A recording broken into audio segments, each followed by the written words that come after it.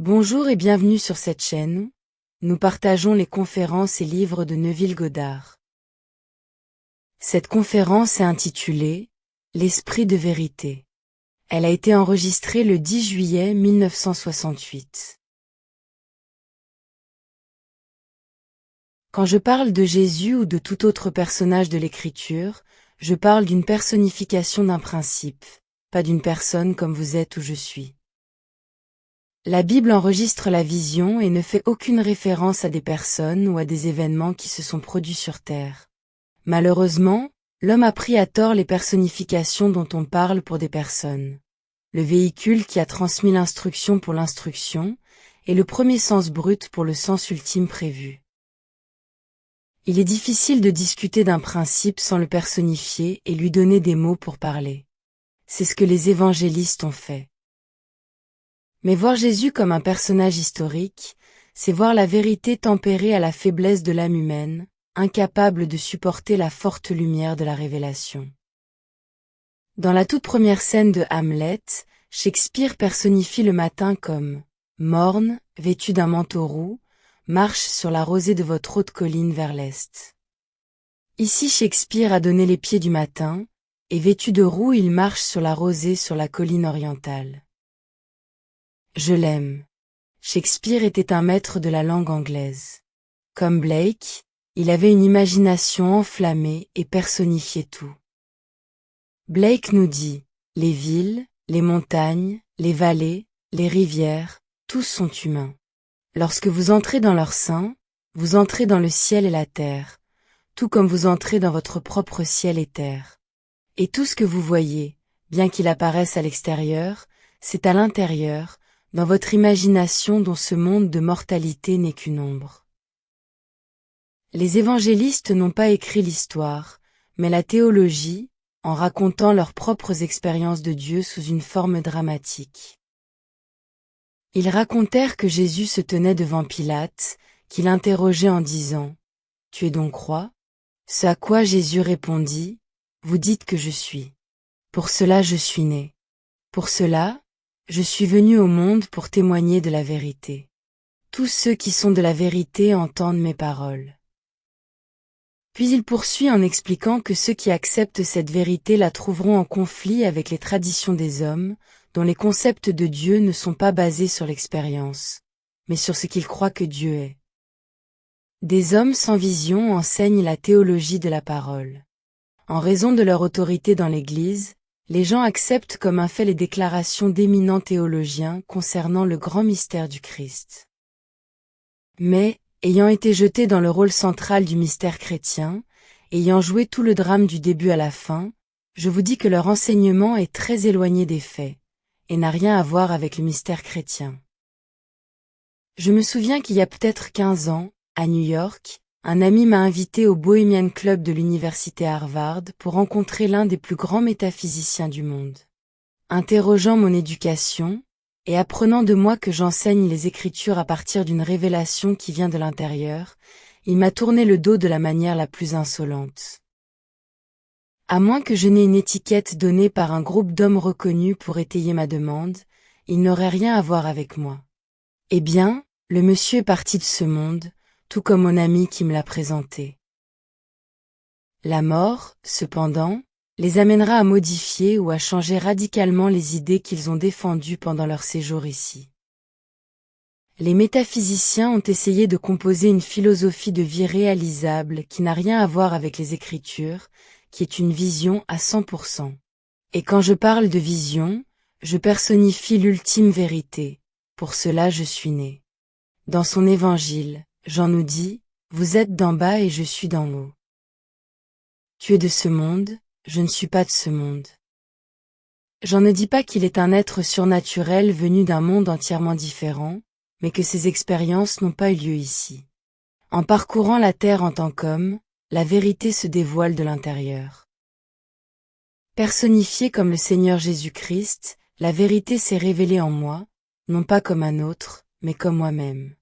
Et quand je raconterai mes expériences, certains croiront tandis que d'autres ne croiront pas. La majorité rejettera mon histoire parce qu'elle connaît le corps de chair que je porte, mon passé, mes faiblesses et mes limites. Et moi, un homme, je ne suis pas ce qu'ils recherchent. Les hommes à la recherche de l'esprit de vérité pensent en termes d'un Messie qui viendra les sauver, pas une personnification d'un principe. Mais l'esprit de vérité est un modèle, enfoui en tout, qui éclate dans la plénitude du temps comme celui en qui il éclate. Ce modèle est dramatisé comme des événements dans la vie d'un homme appelé Jésus, mais les événements sont surnaturels. Un épisode scripturaire n'est pas un enregistrement d'un événement historique. On nous dit, ta parole est la vérité, et je suis la vérité. Donc, je suis le mot. Vous accomplirez littéralement la déclaration du psaume 148. Par un vent de tempête, il accomplit sa parole. Lorsque le vent vous possède, vous êtes sous son contrôle, car il s'habille de vous et s'intensifie. Quand cela m'est arrivé, tout mon être a vibré. Et quand je me suis levé et j'ai regardé mon crâne d'où j'étais sorti, j'ai senti que ce devait être un ouragan à cause de son intensité. Les personnes présentes avaient la même sensation d'un vent de tempête. Vous êtes destinés à accomplir la parole de Dieu. Enregistrée 1000 ans avant Jésus-Christ, sa parole sera accomplie par un vent de tempête. Alors, attendez jusqu'à ce que vous soyez revêtus du pouvoir qui vient comme un vent de tempête. Maintenant, Luc et Actes sont un seul livre, qui a été divisé par les premiers pères de l'Église. Pourquoi? Je ne sais pas. Dans le livre des Actes, l'histoire est racontée que pendant que les disciples étaient ensemble, un vent puissant a rempli la pièce et leurs fronts sont devenus lumineux. Alors ils commencèrent à parler en plusieurs langues, de sorte que chacun entendit dans sa propre langue dans laquelle il était né. Beaucoup ont tenté de changer ces mots, mais ils sont littéralement vrais.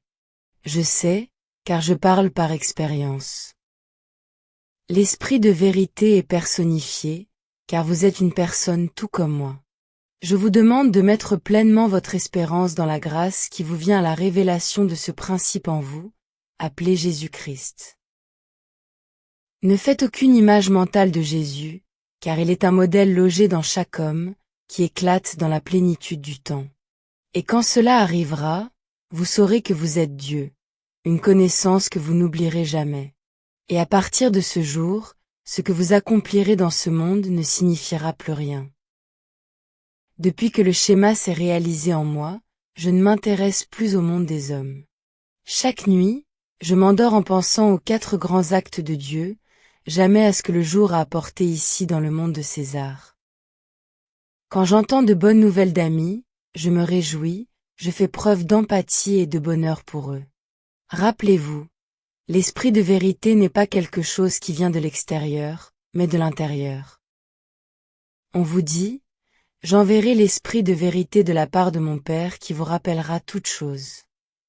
Et quand vous vous souvenez et partagez vos visions, vous risquez de susciter l'envie des hommes qui, s'ils sont haut placés, pourraient vous chasser de la synagogue ou des églises. Il y a des moments où la mort est autorisée. L'Inquisition l'a prouvé. Des dizaines de milliers ont été brûlés vifs parce que ce qu'ils avaient vécu était en conflit avec les pères de l'Église. Nous sommes prévenus, ils vous tueront. Ils le feront parce qu'ils ne connaissent ni le Père ni moi. S'ils avaient connu le Père, ils m'auraient aussi connu, car nous sommes un. Dieu, le Père, est devenu moi quand il m'a envoyé. Il ne m'a jamais laissé seul. Si vous me voyez vraiment, vous ne verrez pas ce corps mortel appelé Neuville, mais l'ancien des jours, l'amour infini personnifié en homme. C'est mon Père, pourtant lui et moi sommes un. Quelle que soit la réaction de ce petit corps, je dois rester, raconter l'histoire jusqu'au moment où Dieu me rappelle. Alors ceux qui sont des disciples sérieux trouveront une liberté dont ils ne pourront pas profiter pendant que je suis ici, car le modèle éclatera en eux et ils feront l'expérience de Dieu. Alors eux aussi raconteront l'histoire avec l'autorité qui vient de l'expérience personnelle, et comprendront mes paroles quand je dis « toutes les réalisations de ce monde ne signifient rien ». Or, à ce niveau, un vrai jugement doit se conformer au fait extérieur auquel il se réfère. Si je prétends qu'il s'agit d'un lutrin et que vous savez ce que c'est, après examen, vous serez d'accord avec moi. Mais si je parle de belles roses et qu'il n'y en a pas, vous pouvez penser que je suis fou. Mais je dis, un jugement vrai n'a pas besoin de se conformer aux faits extérieurs auxquels il se réfère. Une dame assise dans mon auditoire à New York a mis ce principe à l'épreuve. Dans le silence, elle embrassa des dizaines de belles roses, touchant leurs pédales veloutées et permettant à leur parfum de remplir l'air. Elle a touché, senti et vu des roses, alors qu'aucune n'était physiquement présente. Étant veuve, cette dame vivait dans une chambre simple au Waldorf Astoria. Elle rentra chez elle ce soir-là et il n'y avait pas de roses pour l'accueillir. Mais la nuit suivante, alors qu'elle retournait dans sa chambre, elle sentit l'odeur piquante des roses. Elle n'en avait commandé aucune et n'en attendait aucune, mais lorsqu'elle ouvrit sa porte, il y avait 3 douzaines de beautés sur son bureau. La nuit où elle s'imagina embrassant des roses, la reine d'Angleterre assistait à un banquet en son honneur. Cette année-là, une rose spéciale avait été cultivée, appelée Elizabeth Rose. La salle du banquet avait été remplie de roses, et le lendemain l'un des serviteurs reçut l'ordre de donner à Madame Némier 3 douzaines de roses. Alors je dis, quand on connaît ce principe, un vrai jugement n'a pas besoin de se conformer aux faits extérieurs auxquels il se réfère, sinon Madame Némier n'aurait jamais eu ces roses. Si vous vous limitez à la croyance humaine de la vérité, vous serez coincé dans ce sillon. À chaque instant, vous êtes confronté aux faits de la vie. Connaissant votre parcours social, intellectuel et financier, vous ne pouviez pas sortir de l'environnement dans lequel vous étiez placé. Ma famille n'a pas accepté ces soi-disant faits de la vie. Ils sont sortis de la pauvreté en utilisant leur imagination. Sachant ce qu'ils voulaient, ils s'imaginaient que leur désir était un fait extérieur. Ils sont restés fidèles à cet état imaginé, et avec le temps, ils sont devenus ce qu'ils s'imaginaient être. C'est la loi. Je vous exhorte à placer pleinement votre espérance dans la grâce qui vous vient au déploiement de Jésus-Christ en vous. Utilisez la loi pour embellir votre monde et obtenir toutes les belles choses dont vous pensez avoir besoin. Ne demandez la permission à personne. Il suffit de l'approprier dans votre propre imagination humaine merveilleuse. Imaginez et vivez en imaginant, matin, midi et soir. Cela ne vous fera pas défaut, mais rappelez-vous, vous êtes la puissance opérante. Savoir quoi faire est une chose. Le faire en est une autre, et nous sommes appelés à être des acteurs de la parole et pas seulement des auditeurs, nous trompant nous-mêmes. Vous pouvez lire un de mes livres encore et encore. Vous pouvez dire aux autres ce que dit le livre, mais si vous n'appliquez jamais son message, la simple lecture de ces mots ne vous sera pas bénéfique. Mais si vous testez votre imagination, elle fera ses preuves en termes de performance. Jésus, l'Esprit de vérité, n'est pas une personne physiquement née du ventre d'une femme. Jésus est l'homme immortel, qui est enterré dans la condition mortelle. C'est lui qui, éclatant dans l'homme individuel, le fait passer des ténèbres à la lumière, de la mort à la vie éternelle. Ceux qui ne sont pas éveillés à ce principe ne meurent pas. Au contraire, ils sont ramenés à la vie pour continuer leur voyage, car rien ne meurt dans le monde de Dieu, pas même une petite rose. À cause de la mort de Dieu, l'homme est destiné à sortir d'un monde où les choses semblent mourir, pour entrer dans un monde céleste où ses occupants sont surnaturels. Il n'y aura plus d'hommes de chair et de sang, mais des frères immortels qui ont la vie en eux-mêmes. L'homme n'aimera plus un corps de mort, mais ce saura être un esprit vivifiant. C'est votre destin. Attardez-vous dessus. Si vous avez encore des ambitions de briller dans le monde, appliquez ce principe. Mais je prophétise pour vous. Le jour viendra où vous lui tournerez le dos, réalisant que tout ce qui compte, c'est ce que Dieu a fait en vous. Maintenant, à travers les siècles, le psaume 22 a été identifié comme le chant du Messie. Il commence par « Mon Dieu, pourquoi m'as-tu abandonné ?» Mais il se termine sur une note de triomphe. Les hommes diront du Seigneur aux générations à naître que Dieu l'a fait. Ils diront que le Seigneur a accompli ce qu'il avait juré de faire. Ce jour-là, tu diras, j'ai terminé l'œuvre que tu m'as donnée à faire. Glorifie-moi auprès de toi-même, de la gloire que j'avais auprès de toi avant que le monde fût. Car tu sauras par expérience qu'il n'y a rien d'autre que Dieu. Nous connaissions la gloire avant que le monde fût, et pour un dessein divin nous sommes devenus multiples. Maintenant, en nous appelant un à un, nous sommes unis en un seul être, qui est Dieu.